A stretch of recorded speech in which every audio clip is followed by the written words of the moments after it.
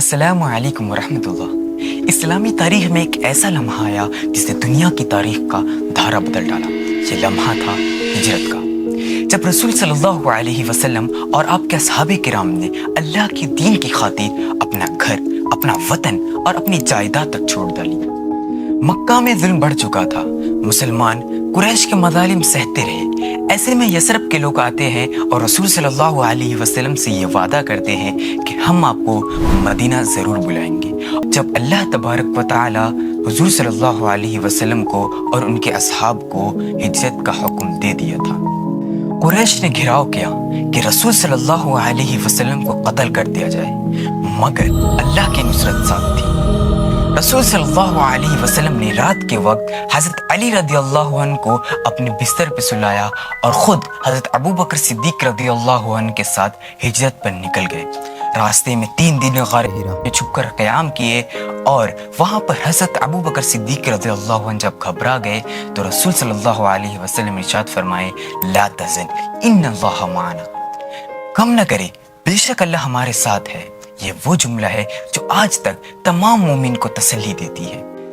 چند دن بعد جب رسول صلی اللہ علیہ وسلم مدینہ پہنچے تو اہل مدینہ خوشی سے جھوم اٹھے۔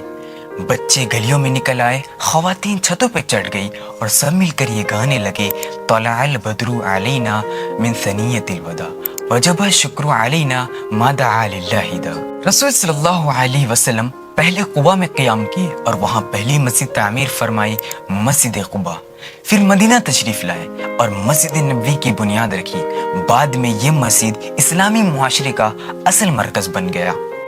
مدینہ میں سب سے پہلا کام رسول صلی اللہ علیہ وسلم نے یہ کیا کہ مہاجرین اور انصار کے درمیان بھائی چارہ قائم کرنا۔ قرآن مجید میں اللہ تبارک و تعالی سورہ حشر میں ارشاد فرماتا ہے، وَيُؤْثِرُونَ عَلَىٰ أَنفُسِهِمْ وَلَوْ كَانَ بِهِمْ خَصَاصَةٌ، وہ اپنے اوپر دوسرے کو ترجیح دیتے حالانکہ وہ خود ہی تنگی میں ہے۔ انصار نے اپنے گھروں کے دروازے کھول دیے، اپنے باغات بانٹ دیے۔ یہ مواخات انسانی اخوات کی سب سے روشن مثال ہے۔ پھر رسول صلی اللہ علیہ وسلم نے دستور مدینہ قائم کیا، ایک ایسا دستور جس میں مسلمان، یہودی اور بھی دیگر قبائل شامل تھی۔ اصول طے یہ ہوا کہ سب شہری برابر ہوں گے، ظلم کسی پر نہ ہوگا، ہر مذہب کے لوگ اپنے دین پر آزاد ہوں گے اور سب مل کر مدینہ کا دفاع کریں گے۔ مسجد نبوی صرف عبادت کے لیے نہ تھی بلکہ یہ جگہ تھی تعلیم و تربیت کی، عدالت کی، غریبوں کے مدد کی اور حکومت کے فیصلے کی، یعنی ایک مکمل مرکز حیات۔ رسول صلی اللہ علیہ وسلم نے عدل کو معاشرے کا ستون بنایا۔ حدیث میں ارشاد فرمایا، انما اہلک الذین قبلکم اذا سرق فیہم شریف ترکوہ واذا سرق فیہم ضعیف اقاموا علیہ الحد۔ پہلی قومیں اس لیے ہلاک ہو گئی کیونکہ وہ شریف مجرم کو چھوڑ دیتے اور ضعیف کے اوپر حد لگایا کرتے تھے۔ ناظرین کرام، ہجرت محض ایک سفر نہ تھا بلکہ یہ ایمان، قربانی اور اعتماد کامل کی علامت تھی۔ مکہ سے مدینہ کا یہ سفر دراصل ایک ایسی نئی تہذیب کی بنیاد تھی جس نے دنیا کو عدالت، رحم، بھائی چارگی اور رحمت کا پیغام دیا۔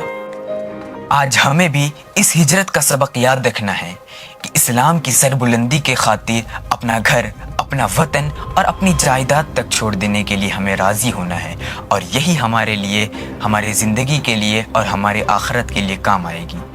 یہی ہجرت کا پیغام ہے اور یہی اسلام کا روح ہے اور یہی ہمارے زندگی کا اصل اصول ہونا چاہیے۔ السلام علیکم ورحمۃ اللہ۔